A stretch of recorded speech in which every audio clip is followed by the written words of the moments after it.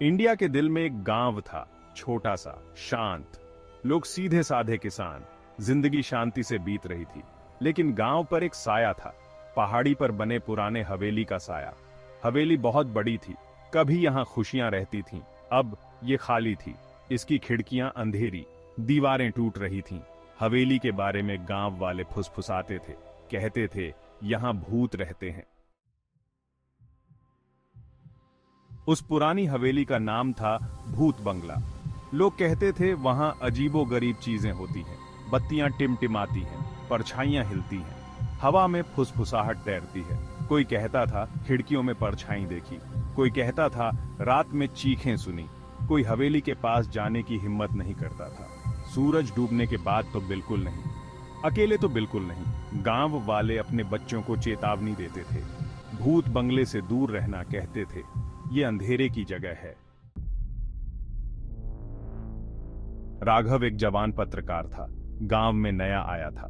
हवेली की कहानियां उसने भी सुनी थीं, उसे यकीन नहीं था। उसने सोचा कोई ना कोई वजह होगी। उसने सच जानने की ठान ली। राघव डरता नहीं था, वो जिद्दी था। उसने हवेली में एक रात बिताने का फैसला किया। वो खुद देखना चाहता था, वो हवेली का रहस्य जानना चाहता था।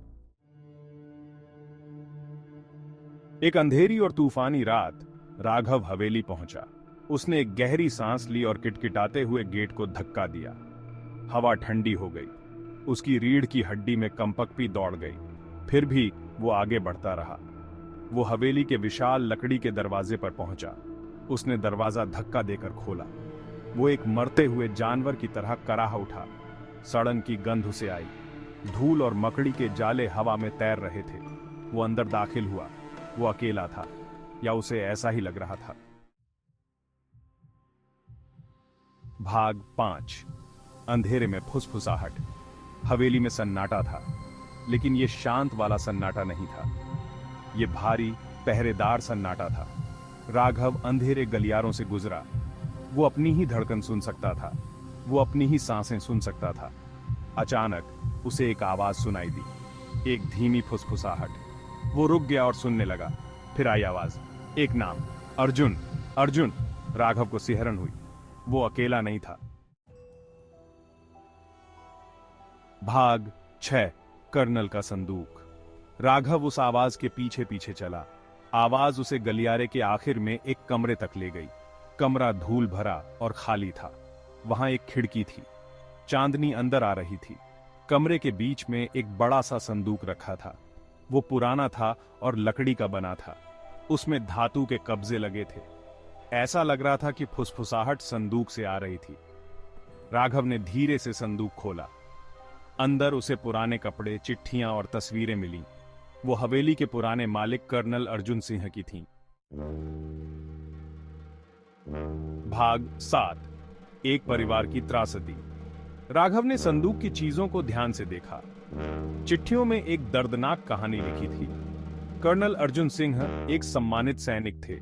उनकी पत्नी और एक छोटा बेटा था। वो हवेली में खुशी खुशी रहते थे।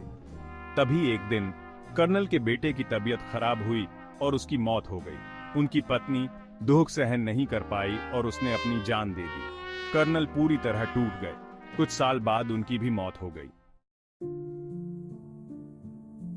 भाग 8। वफादार नौकर। जैसे ही राघव ने आखिरी चिट्ठी पढ़ी, उसने पीछे से एक आवाज सुनी। दुखद कहानी है ना? राघव पीछे मुड़ा। दरवाजे पर एक बूढ़ा आदमी खड़ा था। वो कमजोर दिख रहा था, लेकिन उसकी आंखें तेज थीं। बूढ़े आदमी ने अपना परिचय रामू काका के रूप में दिया। वो हवेली में नौकर हुआ करते थे। उन्होंने कर्नल अर्जुन सिंह और उनके परिवार की कई सालों तक सेवा की थी। उन्हें उनके दुख की कहानी पता थी। भाग 9। एक आत्मा की शांति। रामू काका ने राघव को बताया कि कर्नल की आत्मा बेचैन है। वो हवेली में फंस गए हैं, उन्हें शांति नहीं मिल रही है। वो अपने परिवार के लिए तरस रहे हैं। उनकी फुसफुसाहट उनके दुख को बयां करने का तरीका थी। रामू काका ने सुझाव दिया कि वो कर्नल और उनके परिवार के लिए एक छोटी सी प्रार्थना सभा रखें। उन्होंने कर्नल की तस्वीर के सामने मोमबत्तियां और अगरबत्ती जलाईं। उन्होंने उनकी आत्मा को शांति मिलने की प्रार्थना की। भाग 10। हवेली में सन्नाटा। जैसे ही उन्होंने प्रार्थना खत्म की, हवेली में एक अजीब सी शांति छा गई। हवा हल्की लग रही थी। दमनकारी सन्नाटा चला गया था। उसकी जगह एक शांतिपूर्ण सन्नाटा था। राघव को राहत महसूस हुई। उसने रामू काका की तरफ देखा। बूढ़ा आदमी मुस्कुराया। कर्नल को शांति मिल गई है, उन्होंने कहा। वो आखिरकार अपने परिवार से मिल गए हैं। भाग 11। समापन। अतीत की गूंज। राघव उस सुबह हवेली से एक बदले हुए इंसान के रूप में बाहर निकला। वो एक कहानी की तलाश में गया था। उसे कुछ और गहरा मिला। उसने सीखा कि कभी-कभी सबसे डरावनी जगहें यादों से प्रेतबाधित होती हैं। पहाड़ी पर बनी हवेली आज भी खड़ी थी, लेकिन अब ये डर की जगह नहीं थी। ये एक याद दिलाती थी कि अंधेरे में भी शांति की उम्मीद हमेशा बनी रहती है। अतीत की गूंज भले ही दुख से भरी हो, अंततः मुक्ति की ओर ले जा सकती है।